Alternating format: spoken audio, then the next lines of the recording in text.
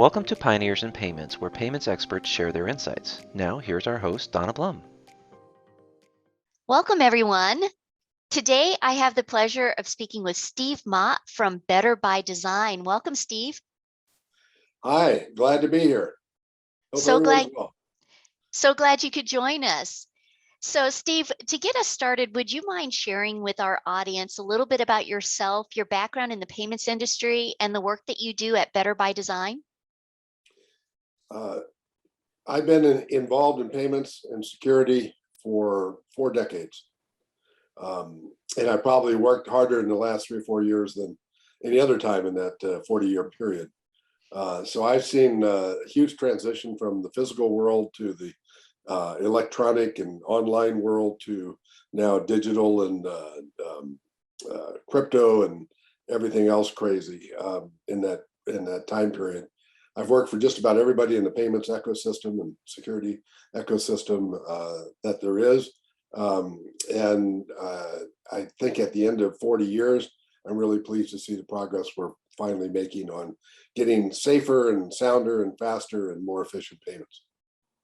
That's great. Well, thank you so much. We are looking forward to gleaning some words of advice from you here this morning. My first question for you is, what would you say is the most notable trend in the payments industry today? Transparency of payments. For most of the 40 years that I've been in the business, and in a few decades preceding it, the payment was the center of the universe. If you didn't get the payment done, nothing else mattered. So everything was built around getting an effective payment and transferring the funds were generally the way that they were intended to be transferred. What's happened now with digital technology is the payment really becomes routine, automated, secondary to the consideration. So that instead of being gated by whatever MasterCard or Visa or somebody else says is how you're supposed to behave transactionally when you're conducting the payment really sits in the background, and you may not even have to look at it or know that it's happening or trigger it even in the first place. So the transparency aspect of it means you move from a paradigm where people controlled via the use of the plastic card or a paper check how people interacted when they're transferring value among one another, to something where people are talking about how to transfer value to one another because they're trying to get information, they're trying to procure things that they want, they're trying to do things financially that they're interested in doing. They don't have to worry about how the money moves in the background. And to me, that's just a very liberating concept, and is by far and away the biggest trend that I see after 40 years in the business. Thank you. You know, it's interesting. Every time I do one of these videos, I get a completely different answer to that question. So I think that's the first answer that I've heard about transparency, but it's so true. Thank you for that. So my next question, my next question for you is, what would you say is the largest opportunity for organizations that process payments today? Well, to make the transparency happen to the degree we're just talking about, you're going to need to be able to identify the parties to a money movement or a payment transaction. And that has to be reliable. It has to be non-interfering in terms of the interaction, and it has to work. So identification of who you are in a transaction. Even, by the way, if you're your own me, you have a separate identity online or mobile identity or whatever, versus who you are as you're interacting, say, with your banker in getting a mortgage. It doesn't really matter so long as the parties can rely upon that identification and know who's on the other side of the transaction or on the of an interaction. So we have a cottage industry of hundreds of different ways to provide that identity. What we are lacking is really a party, a participant, whether it's the government or the banking industry or digital venues like an Amazon or a Google or an Apple, stepping up and saying, we will tell the world that if you're operating within our environment, you are who you say you are, and you can then be relied upon to be a successful party to a transaction. So that right now, I'd say Apple's probably the furthest along, but they're only 5 or 6 or 8% of the way to where we're eventually going to get. We'll all have digital IDs, and I know it's the third rail of a lot of people talking about electronic lifestyles and things that they're worried about, but we all have to have digital IDs at some point. It's just a question of who we do them with, and that's a great opportunity for any of the players that I mentioned, but also any specialist or third parties who may be able to come up with a better mousetrap for doing it. You're seeing things now happen with driver's license, but driver's license are a suboptimal form of identification. And you also see it with biometrics, and not all the biometrics work as well as they're supposed to. The reality is we do have technology that can get us digitally to where we need to get with that. That will then accelerate the move toward transparency. And more importantly, we'll know in a variety of different forms who we're actually interacting with. And I think that's going to be extremely meaningful because of all the digital crime things that are coming up around us. So we'll have to get to it. Somebody's going to do it. It's not going to be a lot of people, but it's going to be, I think, over the next 2 or 3 years, the 2 or 3 leading players are likely to emerge, and they're going to make a lot of money. Mm-hmm. Well, and I've heard a lot of buzz about frictionless payments, right? The concept of making it frictionless for consumers and businesses that are making payments, and I could see where those digital identities are going to just make that whole process more frictionless for us on the consumer side of things. Yeah, you actually see that in the grassroots, the bottom-up type thing. Like, think about order ahead, pay ahead for drive-through at McDonald's. You look at how drive-through has been conducted since it came about, and it's always been painful and inefficient and irritating for both the merchant and the consumer. And now, if you have a form of payment on file, if you've already bought the transaction, even if it's just from time you order it to the time you do the drive up in the window, the idea of that's the transparency piece. Get the payment out of the way of the interaction, and you don't have somebody who says, "Oh, the card didn't read, and I've got to do a manual entry, and the merchant pays more for a manual entry." And all that baloney that you have in the physical card world or the physical check world. That friction hopefully goes away very quickly. Right. Well, that's good. Okay, so we talked about the biggest opportunity. Now let's talk about the biggest challenge that payments processing organizations are facing today. Yeah, I don't think we understand consumers very well.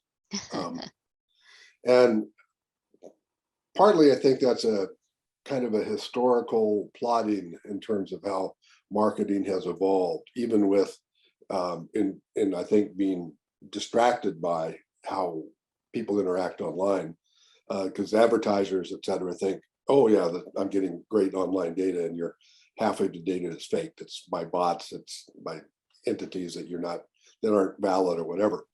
So what we've got to figure out is, if the consumer is this individual living, breathing entity that is not predictable, that's not modelable with regressions and formalized research, and we understand at a global level, a millennial is very different than a baby boomer, and how that manifests itself through all the activities that people want to engage in, digitally or otherwise.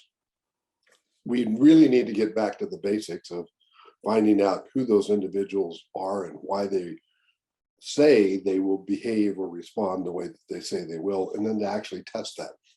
And so one of it's expensive, so people don't use it anymore, but one of the best mechanisms I've ever seen for this is focus groups, still, after 40 years in the business. And every time I've done a focus group, I've usually done it with survey type research, and the focus group is 10x more valuable than the survey stuff is, but it also puts into perspective what you get from the survey information. Well, today, a lot of our market research, nobody wants to take the time and the energy and spend the money to go out and talk to human beings themselves and watch them interact together. I was recently in a trial where I was an expert witness, and I watched the interactions between the jury and the judge and the defense and the plaintiffs and the experts and all this stuff. And we as a entity, as a form of humanity, do engage in a lot of different interactions that helps us get to what the truth is through a not very efficient and sometimes off-putting way, but we usually get to it because we want to know enough to where our brains say, yeah, this is what's real. We can't do that electronically now worth a dime. And I'd love to see a lot more investments. And I think Zoom, we're learning from this in particular. We can use digital tools like Zoom, where you can see 30 people on a screen. You can see which ones are doing email and which ones are laughing and which ones are, that sort of thing. So you can read a room a lot faster and a lot more effectively than you can if you're all sitting around a big table or in a conference room. So let's take the digital tools that we now have at our disposal, but still get back to the human element, and let's enshrine the inputs from the humans themselves as they interact with each other and learn from that. And I think we'll be a lot better off. And certainly we'll be able to offset what I think is a lot of bad marketing and crime and other kinds of activities that we don't like about the online digital world, and be able to put those into a box that's hopefully smaller and smaller as part of our overall digital experience. Yeah, I think what you're describing, I mean, really, it's impossible to make decisions about the direction you should go in a bubble, right? You really need to have your finger on the pulse of what the consumers want. So, and you have to have a mechanism for listening to them and gaining their feedback. So that's excellent advice. So even the stuff that you're doing here in these interviews, you're trying to bring out from people what are the handful of learnings that they could contribute to Yes. the conversation. Yeah. I think podcasts, for example, are another manifestation of that. Yeah. So all that time you spent listening to, trying to find music you liked, or listening to sports on while you're driving, you can now listen to substantive conversation. And that to me is a real breakthrough, because now the electronics are working in favor of smarter people who are more engaged and are much better enabled to reach the reality of what they're looking for in their own experience, or with experience where their efforts vocationally are manifested. Yes, I agree. Well, and that's the purpose, right? I mean, we kind of want to share best practices and what others have learned with those that need that information. So that's the whole premise of this video series. So I do have one last question for you. So lots of change in the industry today. It's kind of a difficult industry to navigate right now with so much going on and not knowing which direction to go. So we kind of want to boil it down for payments professionals. And I was hoping that you would share one silver bullet piece of advice with our audience. It's funny, I just did a project yesterday with a company called Silver Bullet. And you can cut that part. No, that's okay. The knowing what you don't know is kind of an old adage, but what I found, I'm developing a training course for merchants on touchless payments, and a lot of it's focused on not only take into account things that you might not know about, but to anticipate or even push to probe to see if there are things that you may need to consider and that you might not know about and need to address in order to have a successful project in payments. And I think that's something that we don't do well in the payments business. I don't think we anticipate as much. Security might be the one exception, things that will go wrong. But most of the things I think we miss are things that'll go wrong in the consumer or the small business viewpoint as to what's actually an innovation and what's better than what they already have.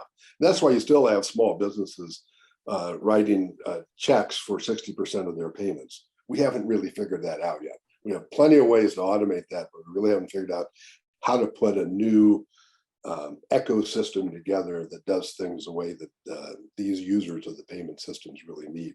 And that's because we don't anticipate the tripfalls, the problems that we're likely to have. And in some cases, like small business payments, that's been going on in the entire 40 years I've been in the business. We're still not there. And you got to scratch your head and say the silver bullet must be there's got to be, the gun's got to fire someday. And is it going to be faster payments? Is it, the TCH and the FedNow and those kinds of things? Is that going to be the silver bullet? If it is, let's try and figure it out, run the traps and get to it as quickly as we can. But we have to anticipate all those things that are likely to not go the way we want, because we, as members of humanity, we're very optimistic. We like things to go our way, and we like things that we're working on to go well. And we hope and often sometimes deceive ourselves that they're going to go well. Always anticipate something bad that's going to happen or something unknown is going to pop up.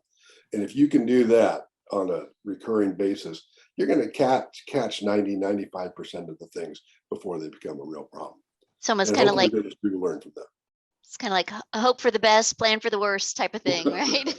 Yeah, not being so pessimistic you don't do things, but continue to challenge the conventional wisdom, because there really isn't any conventional wisdom in digital. A lot of this stuff we're all just experimenting with.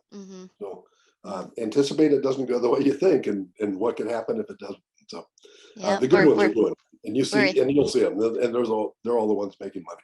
Yes, it's kind of uncharted territory for all of us. So it is. let's learn and grow together. Well, Steve, thank you so much. And I want to make sure that our viewers know how to learn more about Better by Design. So could you share a little bit of information about how people can learn about Better by Design and get a hold of you? I think the best way is just use my email, SteveMottUSA@gmail.com. SteveMottUSA is all one word. And feel free to reach out to me directly. And I get quoted a lot and write articles and make speeches. And if you hear something that I say that's interesting or something that you'd like me to disavow, either way, I'd like to hear from you. And I'm happy to share what learnings I have in 40 years in the business with anybody who might want to listen. Well, we appreciate you sharing it with us today. And I just want to thank you for your time. And I want to thank everybody for watching. Have a nice day. Everyone be well. Thanks.